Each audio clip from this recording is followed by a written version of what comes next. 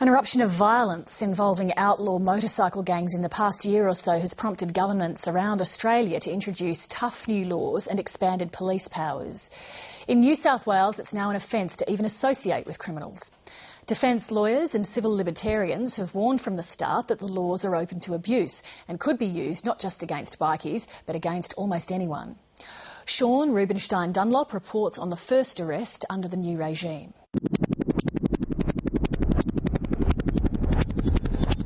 It's a long way from the gun violence that's rocked the streets of Sydney, but like any town, Inverell in northwestern New South Wales has its fair share of troublemakers. I've been in 3 times and I've done a month every time, so 3 months jail I've done. I've been to jail 7 times and each time a valuable lesson's been learned. We've all had similar charges like assault and a phrase and whatnot. I've got some change offered to go down and get a goon bag. These streets are home to Jack Hayes and his mates. They've been in trouble with the law for violent offences since their early teens. I've seen the paddy wagon at the top. It's not just fighting over nothing, mate. It's over ex-girlfriends, over drugs, just fighting over who owes who money, just stuff like that. We've all been hooligans and that. The mate who's not here is Charlie Foster. The 21-year-old is back in jail for his second time, sentenced a fortnight ago to between 9 and 12 months for consorting with his friends. I believe that we weren't in the wrong. We weren't doing anything wrong. We're going down the street to do our shopping and pay our rent. If we don't do that, we won't have anywhere to live. Charlie is the first person convicted under New South Wales' new consorting laws, introduced to stop the bikie wars. Well, that speaks for itself, doesn't it? It does. In the bath. God bless him. Charlie Foster's mum, Tricia, says he's always done it tough. He was born with an intellectual disability.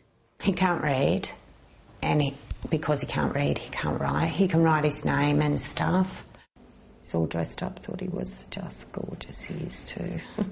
His father was an alcoholic.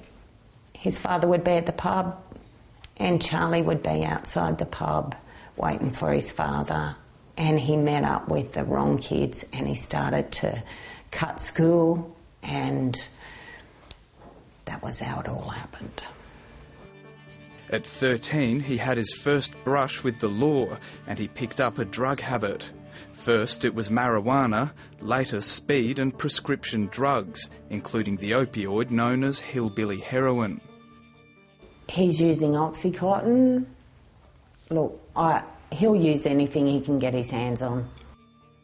At 18, Charlie Foster was convicted of having sex with a 15-year-old girl.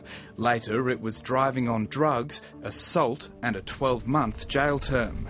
He got out 10 months ago and moved in with his best mate, Jack Hayes. Jack had been in jail too.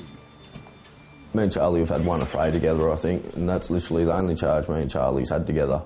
We haven't been charged together for anything else. It was in April that Jack Hayes and his mates found themselves targeted by the new laws. As soon as I've seen the paddy wagon, I've said to Charlie, here comes the filth. Charlie said, just put your head down, take no notice. Just kept walking. They pulled up beside us and told us to stop walking. They told us that they gave us a warning a few days before that. They were picked up 4 times over 2 months. We couldn't do anything. We couldn't do nothing. We couldn't even go down and pay our bills. It literally seemed that there was only one way that we could still talk to each other without being charged or locked up.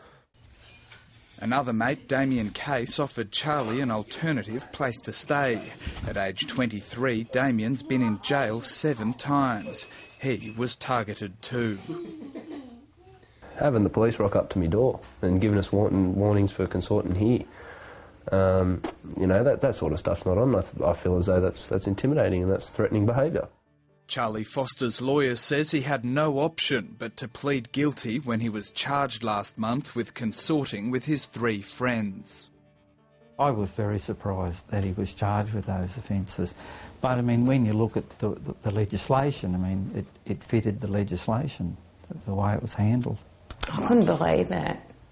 I still can't.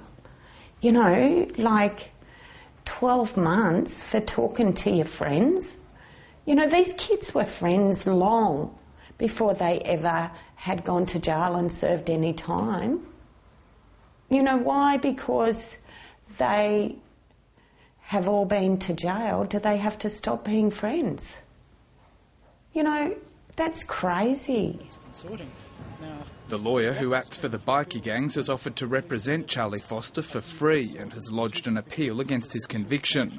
After successful High Court challenges against previous anti-bikie laws, Wayne Bafsky is hoping for another win. Not because you've done anything wrong. I mean, this is the very thing the police said they wouldn't do, and they're doing it. I don't understand why people aren't jumping up and down and screaming about this. It isn't right. It's going against what the police said they were going to use the Act for. And now we see the truth of it. Everybody's at risk, and everybody's at risk before they've even tried to deal with outlaw motorcycle club members. Charlie Foster's mates are afraid they'll be the next to be charged. I've got a baby on the way, so I'm going to change my ways for my kid when it's born. She's due. She's a girl. She's due in 2 months, and I'm going to use this to give up the alcohol, hopefully, and change my life, and hopefully never go back, because my kid and missus is going to need me around. You know, they don't need me sitting in jail. I don't know what it does to him. I can't begin to imagine.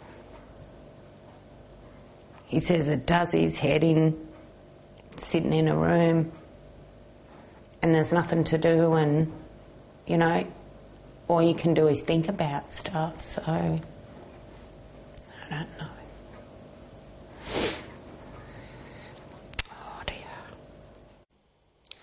And the New South Wales government and police declined to comment on that story because an appeal is underway.